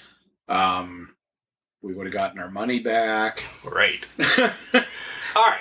Let's take a quick break. When we come back, we'll go over some more news from wrestling world. We'll also touch on our Money in the Bank predictions. We got a birthday that we missed, and unfortunately a passing we have to talk about. And then a new segment that's going to be dropped next week, as Chad has brought something to the table, and I really like it. Hey, this is Jumpin' Jim Brunzell, and my favorite podcast is Can Crushers. It should be yours, too. And welcome back, Can Crusher Nation. It is I, the Glorious Guru, in studio with Mark the Mark, bringing back our final segment of this broadcast. Predictions, birthdays, unfortunately a passing to talk about, kind of everything. Start with whatever you want, because I'll pull up the Money in the Bank card. Yeah, let's get the bad things out of the way. Anniversary yesterday of when Bruiser Brody was killed in Puerto Rico. Can't believe it's been 20-some years. I know. I was like, holy shit, it's really been that long. Man, a talent that we lost way too soon. Probably one of the last guys that I fucking feared seeing him come down to the ring, because he was a crazy son of a bitch. He was a crazy son of a bitch. And the big news that hit wrestling earlier this week was the passing last Sunday. Yeah. After our show, we found out Paul Mr. Wonderful Orndorff passed away at 71. Yeah, we touched on it on Friday's show a little bit. We gave John a little bit of time to say his things, but we just did a Love Him While We Got Him maybe a couple weeks ago with Mr. Wonderful Paul Orndorff because of everything. We saw the decline, maybe 6 weeks ago, Chad, and then there was his son put a video, and Paul's mind was there. He could remember things, remember who he was. I mean, when I say remember things, he could remember a lot about wrestling. It was just hard to watch because he looked like a skeleton with skin stretched over it. And you remember him from back in the heyday. He was jacked, but he wasn't ridiculously jacked like some of the guys got on steroids. Yeah. And then, what I consider outside of Magnum TA and Tully Blanchard's I Quit match to be the greatest cage match was Hogan and Orndorff. The tie. Orndorff made Hogan his first run by being his fucking opponent. Yeah. And then, WrestleMania 1 and 2, Orndorff was involved in. He was one of these guys that I think could have been a 2 or 3 month champion. Yep. That would have been perfect for Hogan. Yeah. To drop it to and come back and get it. And then he had a disagreement with Vince, a falling out with Vince, and after WrestleMania 2, you didn't see him. Not long after that, he was gone for a while. Yeah. Funniest thing I can remember about two things, and then I'll funniest thing I can remember about him is when they were doing the video. This all the wrestlers were up there singing and stuff. You have Paul Orndorff flexing and kissing his biceps, and that's all he did the whole time during from the wrestling album. Yeah. He's going on a funny thing, and you can see that he's trying not to fucking laugh, but it looks good. My first remembrance of him was he was national champion back in Georgia Championship Wrestling, and he was getting ready to go against Flair, and the storyline that they brought in was he was relinquishing the title because he didn't feel he could train properly for his world title match. That was the coolest way to take a fucking title off of somebody. Yeah. I agree. And it was believable back then. Right. definitely a loss. Good family man, a tough son of a bitch. Put him in there. You got to be in probably the top 5 toughest guys of all time. Beat the shit out of Vader. My favorite pile driver. He had my favorite pile driver out there. It wasn't, he just sat down. It was and just... the guy was fucking straight. Yeah. Every time. It didn't matter if it was somebody like a Bam Bam or somebody like a Sam Houston. And I don't know if he gave either one of them one, but I'm just saying the body differences. He could hold up a big guy, or he could clearly make the little guy look... Well, he did it to Hogan. Right. Many times. And Hogan, even back then, wasn't one to sell for people or work with people that he didn't want to. But he trusted Orndorff to fucking give him pile drivers. Yeah. So. Definitely a loss. Keep his family, his son, his other children, and that in your thoughts and prayers. Yeah, we'll this raise our glasses to Mr. Wonderful Paul Orndorff right now. Yeah, definitely a loss in the wrestling. I met him MCW when we first found MCW had like their Night of Superstars, a Legend show or whatever. Met him down there. He's a talker too. He likes to talk, so he was. So sorry. All right. What? Anything? One other thing. A birthday this week. It come across a couple of the things. I think it came across. We did Al Snow's already. Not Al Snow's. Mil Mascaras. Oh wow. Birthday. Not to be rude, I didn't even know dude was still living. I didn't either till right now. But holy shit, if you watch WWE in the 70s and early 80s, he was a fixture there. Never won the title. Yeah. I think he had the tag team titles. Probably one of the 15 guys that Tony Gurria had a tag team title run with, which, God willing, we'll meet Tony Gurria this coming weekend. There you go. That's where I was going. But Mascaras was he was the one that embodied the, I don't want to say the lucha libre, but the Mexican tradition of wrestling of you fucking wear that mask. Yeah. This guy didn't take this mask off if there was any cameras around. And his wife went on record with an interview saying half the times they either had sex with the mask on or he kept the mask on when he was in the shower. That's unbelievable.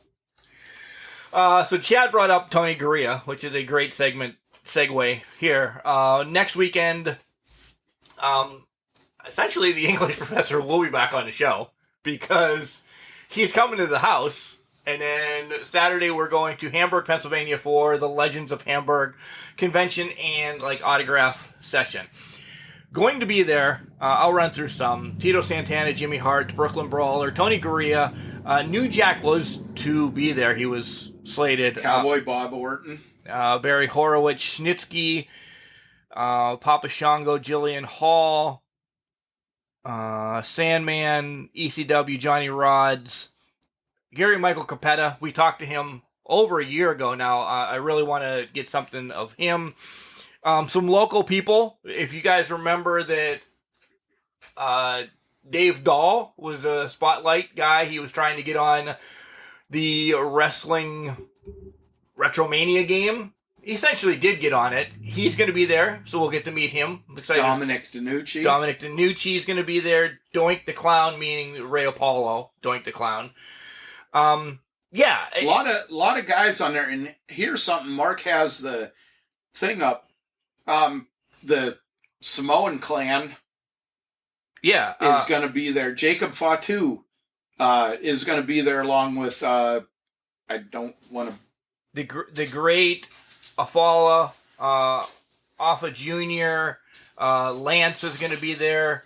You'll be able to get a picture and autograph with all of them for $20. Yeah, and we had to clarify, or I had Mark clarify this. There's 5 of them in this picture. Well, Max is back, by the way. He's excited about this segment. $35 for an autograph of all these guys. and a picture with all of them.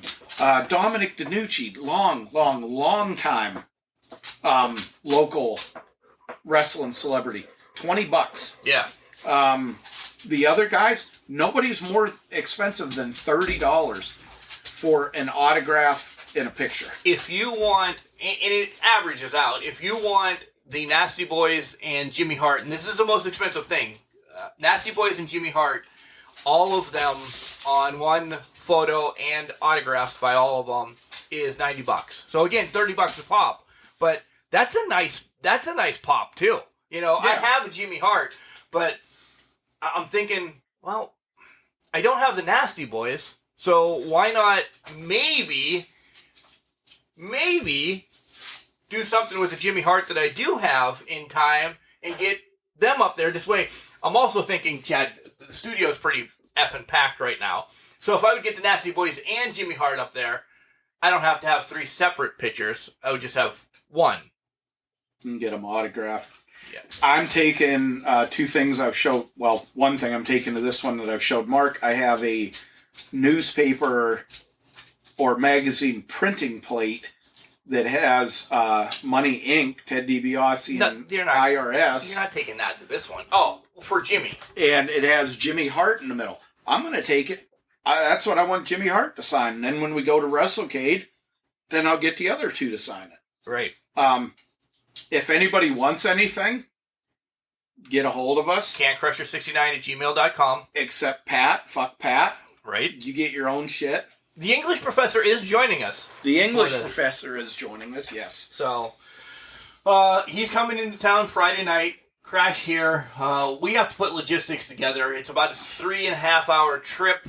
So, I'd like to leave to be there no later than 9 o'clock. So that means we're going to have to get his ass out of bed. Don't they start the shit at 10? Yeah. I said no later. So we'd have to leave about fucking 5 o'clock in the morning. Exactly. Have you ever seen the English professor at 5 o'clock in the morning? Unfortunately, I saw him yesterday at 10 o'clock in the morning. That was and all I could think of was George Costanza. He looked like a fucking fur-bearing mammal. Wow. Like a silverback gorilla. So he'll probably sit in the back and nap on the way down because the poor guy, if he doesn't get 24 hours of sleep in a day, he's rough shape. It showed. It showed. Gone but never forgotten, English professor. We'll still rip on you because you're really never gone. And you really can't do shit about it, so. Yeah, you're fucked. Anything else that we want to talk about before we dive into the Money in the Bank predictions for tonight? Nope, I'm good too. I thought so. I know this match is going to be the opening match on the pre-show. It's the Mysterios against the Usos for the SmackDown Championships. We're not going to make a bet on this one. Oh, wait. Slide back. We do have something that we were going to talk about. Chad's bringing up a new segment. Remember you said... Oh, point, counterpoint.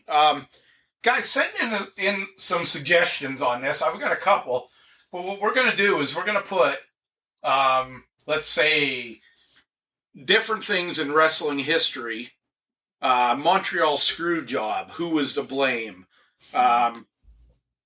Ric Flair leaving with the world title 2 weeks before fucking Great American Bash. He was supposed to lose it to Barry Windham. The Jeff Jarrett, Hulk Hogan finger poke. Yeah, those kind of things. And what the counterpoint is, we're going to pull one out randomly. Yeah, one a week. And Mark and I will flip a coin, and then whoever wins the coin toss, they get to argue their point and force the other person to argue the other point. An example would be the Montreal Screwjob. Was it Brett's fault? Was it McMahon's fault? Now, if I win it and I say, I'm going to argue Bret Hart's, Mark can't agree with me. He has to argue.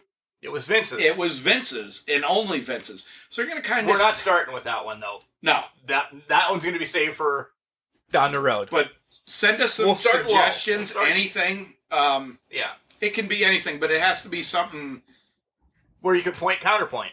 Yeah. And seriously, don't send them Saturday night at 9 o'clock. Yeah, and there are some that I don't want to say are taboo, but Alberto Del Rio and Paige comes to mind with the shit that's going on. Yeah, boy, that would be a tough one. So, yeah.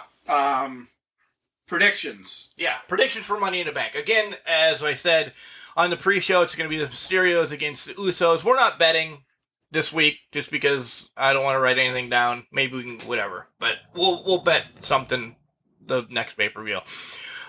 Chad, this has the Usos written all over it. Unfortunately, I'll agree. I'll just say David Morris here. Hey, David Morris? I don't think... Who the hell is David Morris?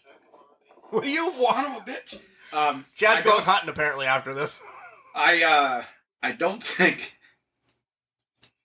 having Jimmy Uso in this match with his issues is appropriate. I think, I'm not saying suspend him, fire him, but they need to get him help versus having him out in front of a fucking crowd. I do agree with Mark. I think that they're going to win this match. Yeah. Men's Money in the Bank, you have Ricochet, Morrison, Riddle, McIntyre, Big E, Kevin Owens, Nakamura, and Seth Rollins. Go ahead, Chad, because I have a caveat on this. This is the only Money in the Bank for the men's, right? No. Yeah.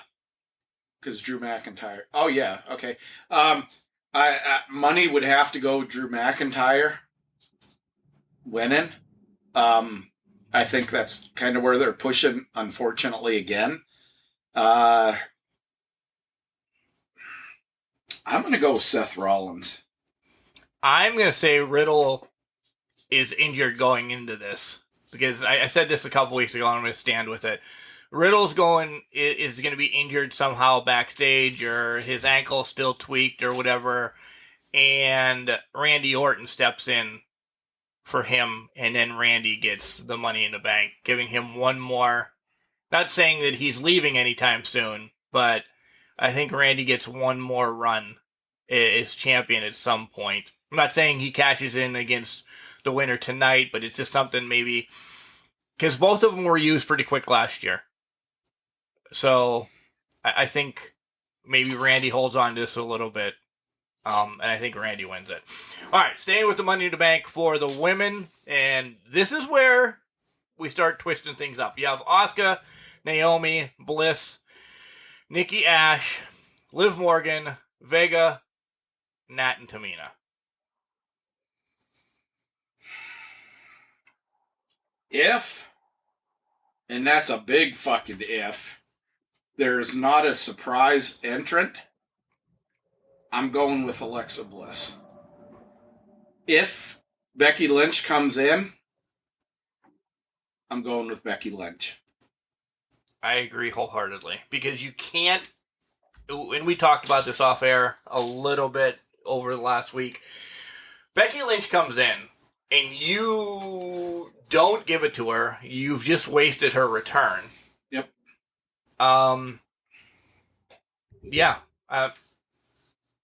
And then, if she does win, when she wins this, if she's thrown into this, it already ruins a match down the line for me as well. Even if the match happens prior or after or whatever, and I'm going to go right into it, you have the Ripley Flair match. No disrespect, I don't think Ripley's done anything. She hasn't really popped with this championship. I could be in the minority for this. The fans not being there, she's one of the big ones that's hurt the fans not being there. Flair wins that match. Becky cashes in. Becky is now your champ tomorrow on Raw. That fast. I don't think there's any... There can't be any other way to bring Becky back than to do this. Just right off the bat, she left as the hottest woman debatable in wrestling. Yeah. Definitely the WWE. You bring her right the fuck back. And if anybody's not seen the shape that she is in, Damn. Good Lord. Who did you say if Becky doesn't come back? Alexa Bliss. Oh. Yeah. It's torn between Bliss and Liv. It really is. I think they want to give Liv something. No disrespect that nobody else in this match deserves it. Bobby against Kofi for the WWE Championship. This is where another surprise is going to happen. Not that anybody wants it, because it's setting up for the SummerSlam match. Kofi's not winning. Or if he does win, he's not going to win. He's not going to win. No, stop. He's going to lose it again in 8 seconds at SummerSlam. No, stop. He's not winning. He's not winning. No. Goldberg's coming back in that match. Yes. Goldberg and Bobby Lashley. SummerSlam main event. In 2021. Exciting. Not. Pumped. Not. Even with a dick pump could I get pumped up for that match. Roman Reigns against Edge. This match doesn't end. It ends, but I'm just saying, like, I don't think we have a winner, essentially. Because I don't think you can have Edge take a clean fall. I even think a dirty fall might hurt Edge a little bit. Roman's not losing it tonight, I don't think, either. I think Roman loses it. Edge doesn't hold it for long. I think Roman loses it. I think Edge wins it. So then Roman's the bitch of the family since the Usos have the tag titles now? No, it's one more way to keep the story going. And then, I don't know why they have these. Apparently, this match just was added. I mean, we knew about it since Monday, but normally they have them ranked. Like, this is going to be your main event. AJ and Almas against the Viking fucking Raiders, Warriors, Experience. Minnesota Vikings. Chad, I don't want anybody to win this match. I want AJ to drop the tag titles. I hate AJ and Almas together. I don't think it's doing anything for either one, essentially. Almas needs to go back to Raw Underground. And that's been canceled. In AJ Styles, if we're going to pick, I think the Minnesota Vikings are going to win this.